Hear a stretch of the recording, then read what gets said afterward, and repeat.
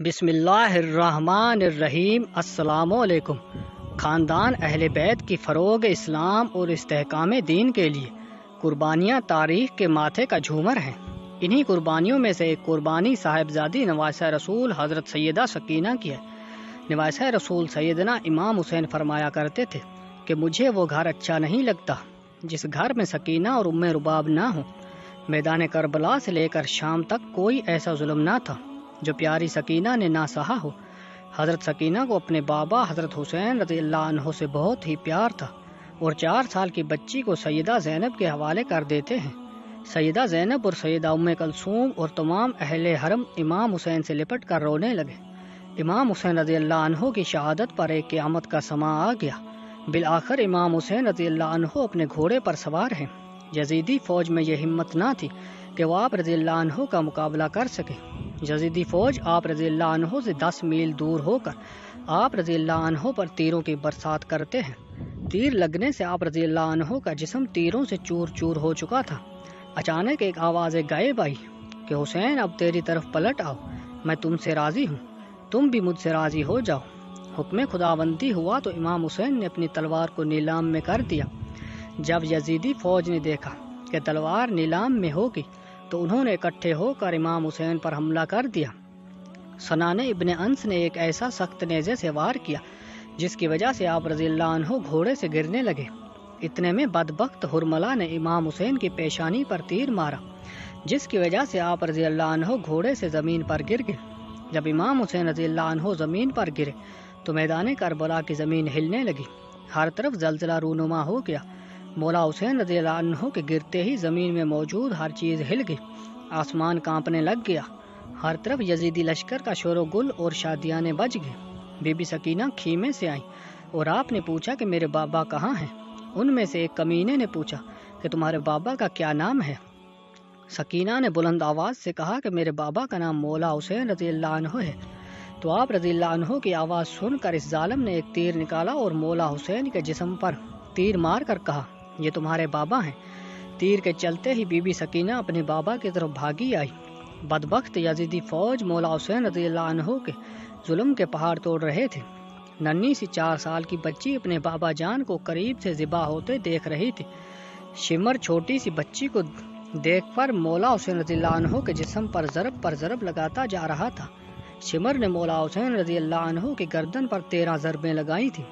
شمر نے تلوار حضرت سکینہ کی طرف لہرا کر مولا حسین رضی اللہ عنہ کے جسم پر ضرب لگاتا جا رہا تھا۔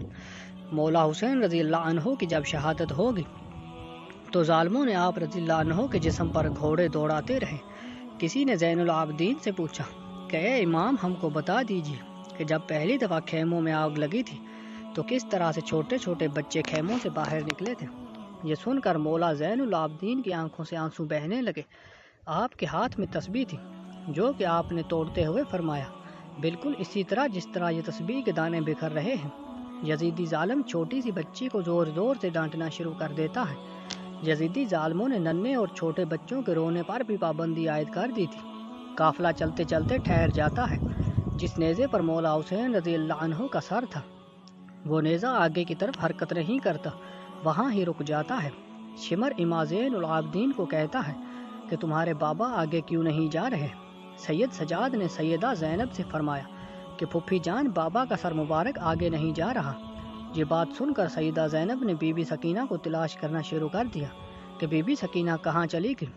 پھر سیدہ زینب نے بی بی سکینہ کو تلاش کر رہی ہے۔ بی بی زینب نے دیکھا کہ ایک نقاب پوش خاتون نے ننھی سکینہ کو اپنی گود میں اٹھایا ہوا ہے۔ بی بی زینب نے حیران ہو کر اس سے پوچھا کہ تم کون ہو؟ جب سے ہم کو قید کیا گیا ہم سے کسی نے بھی ایسا رویہ اختیار نہیں کیا۔ اس نے جواب دیتے ہوئے اپنے چہرے سے نقاب ہٹا کر کہا میں تمہاری ماں بی بی فاطمہ ہوں۔ یہ سن کر زینب بھی اپنی ماں کے گلے لگ کر رونے لگی۔ زینب بی بی سکینہ کو لے کر واپس آ گئی۔ یہاں کچھ روایت میں ہے کہ شمر کو پتہ چلا کہ قافلہ بی بی سکینہ کی وجہ سے رکا تھا تو اس نے ایک کوڑھی شہزادی سکینہ کو سزا کے طور پر مارا۔ شمر کمینے نے 4 سال کی بچی کے ہاتھ باندھ کر اونٹ کی پشت پر بٹھا دیا اور کہنے لگا مجھے انعام و اکرام لینے دے، یزید کے دربار میں جلد سے جلد جانا ہے۔ میں نے ہی مولا حسین رضی اللہ عنہ کا سر قلم کیا، میں نے ہی مولا حسین کو شہید کیا۔ جب شمر سارے قافلے کو لے کر یزید کے دربار شام میں پہنچا تو اس نے کہا پیچھے کون ہے؟ یزیدی فوج نے کہا یہ علی رضی اللہ عنہ کی بیٹیاں ہیں۔ پھر یزید نے پوچھا کہ یہ چھوٹی سی بچی کون ہے؟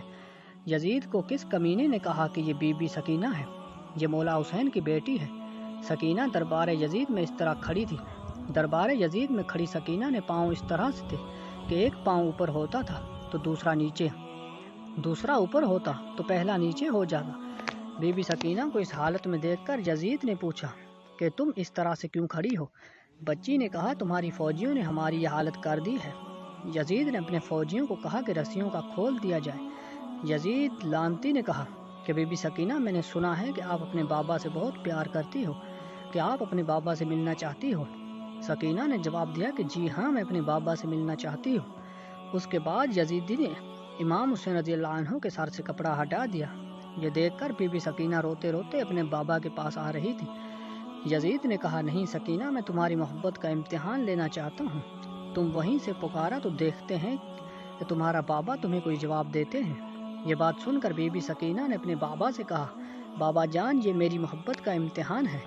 بی بی سکینہ کے منہ سے یہ الفاظ نکلتے تھے کہ سر حسین اٹھا اور بی بی سکینہ کی گود میں آ گیا۔ بی بی سکینہ اپنے بابا کے چہرے پر چہرہ رکھ کر رو رہی تھی کہ یزید نے اپنے سپاہیوں کو حکم دیا کہ ان سب کو زندان میں قید کر دیا جائے۔ اس کے بعد یزیدی فوج نے آل محمد کی اولاد کو زندان میں قید کر دیا۔ زندان سے جب پرندے آتے جاتے تھے تو بی بی سکینہ اپنے بھائی سید سجاد سے پوچھتی تھی کہ بھائی جان کے پرندے یہاں کیا لینے آتے ہیں؟ سید سجاد نے فرمایا میری بہن یہ اپنے گھر آ جا رہے ہیں۔ یہ بات سن کر سکینہ نے فرمایا بھائی جان ہم کب اپنے وطن جائیں گے؟ یہ بات کرتے ہوئے سکینہ اپنے بابا مولا حسین کو یاد کرتے کرتے رونے لگ گئی۔ وہ روتے روتے بے ہوش ہو گئی۔ بی بی سکینہ نے اپنے بابا کو خواب میں دیکھا کہ مولا حسین رضی اللہ عنہ آپ کو لینے آئے ہیں۔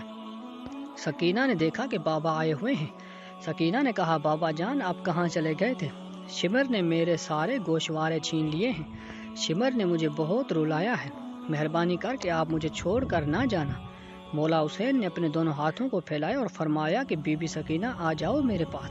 صبح ہوتے ہی جب حضرت سکینہ نے خواب سب کو سنایا تو سب رونے لگے۔ زندان میں رونے کی آوازیں بلند ہو جاتی ہیں۔